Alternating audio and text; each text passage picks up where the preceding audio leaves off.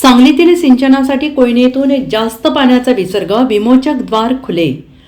सांगली पाटबंधारे विभागाकडून सिंचनाची मागणी वाढल्याने कोयना धरणाचे नदी विमोचक द्वारही खुले करून त्यातून 1000 क्युसेक पाणी विसर्ग सुरू झाला आहे। त्यामुळे धरणातून एकूण 3100 क्युसेक पाणी कोयना नदी पात्रातून सांगलीसाठी सोडले जात आहे। कोयना धरणाची पाणी साठवण क्षमता 105.25 TMC आहे। मागील वर्षी सप्टेंबर महिन्याच्या सुरुवातीला हे धरण भरले होते आणि या धरणातील पाण्यावर वीज निर्मिती करण्यात येत आहे आणि तसेच सिंचन आणि पिण्यासाठी पाणी सोडले जाते।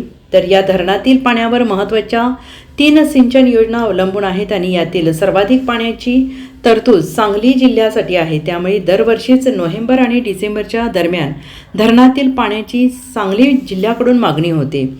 सांगली पाटबंधारे विभागाकडून काही दिवसांपूर्वी पाण्याची मागणी वाढली होती। त्यामुळे कोयना धरण व्यवस्थापनाने मंगळवारी धरणातून अधिक पाणी सोडण्यास सुरुवात केली आहे। सांगलीसाठी मागील 2 महिन्यांपासून कोयना धरणाच्या पायथा वीजगृहातून 2100 क्युसेक पाणी विसर्ग करण्यात येत होता आणि त्यानंतर मंगळवारी दुपारी 12 वाजता कोयना धरण नदी विमोचक द्वार उघडून 1000 क्युसेक पाणी विसर्ग सुरू करण्यात आला आहे। त्यामुळे सध्या सांगली जिल्ह्यासाठी सिंचनासाठी 3100 क्युसेक पाणी सोडण्यात येत आहे।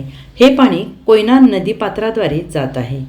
Bureau report SBN Marathi, Sangli.